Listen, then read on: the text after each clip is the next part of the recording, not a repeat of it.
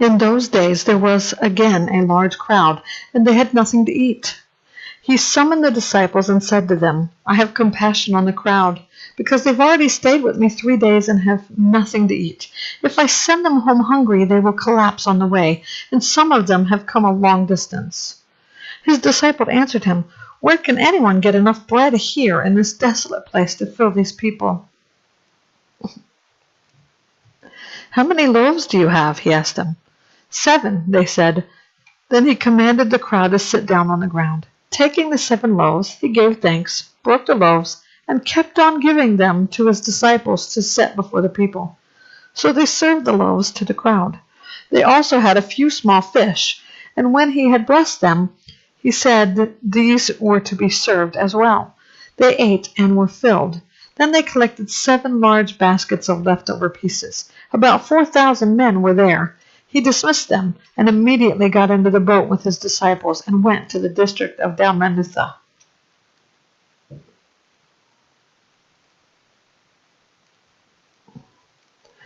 The Pharisees came out and began to argue with him, demanding of him a sign from heaven to test him. But sighing deeply in his spirit, he said, Why does this generation demand a sign? I assure you, no sign will be given to this generation.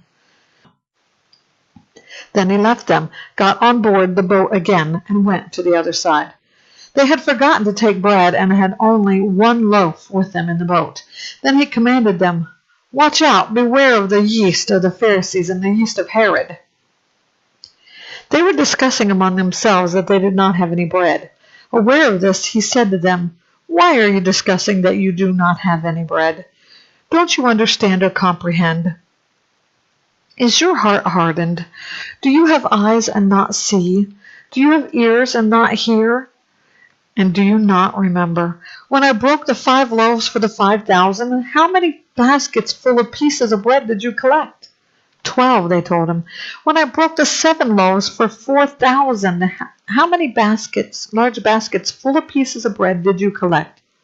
7, they said. And he said to them, Don't you understand yet? Then they came to Bethsaida. They brought a blind man to him, and he begged them to touch him. He took the blind man by the hand and brought him out of the village. Spitting on his eyes and laying his hands on him, he asked him, Do you see anything? He looked up and said, I see people. They look to me like trees walking.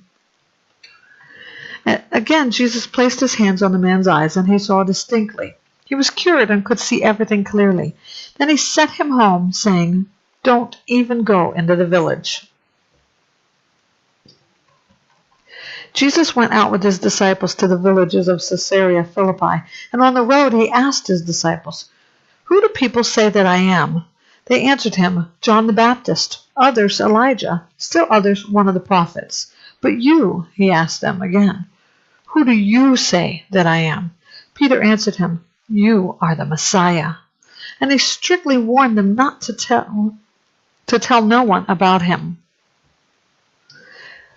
Then he began to teach them that the Son of Man must suffer many things and be rejected by the elders, the chief priests, and the scribes, be killed, and rise after 3 days. He was openly talking about this. So Peter took him aside and began to rebuke him. But turning around and looking at his disciples, he rebuked Peter and said, Get behind me, Satan, because you're not thinking about God's concerns, but man's.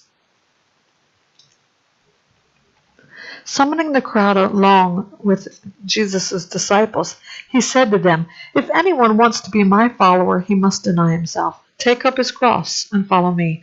For whoever wants to save his life will lose it, but whoever loses his life because of me and the gospel will save it.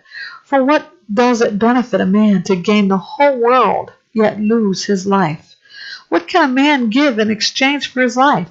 For whoever is ashamed of me and of my words in this adulterous and sinful generation, the Son of Man will also be ashamed of him when he comes in the glory of his Father with the holy angels.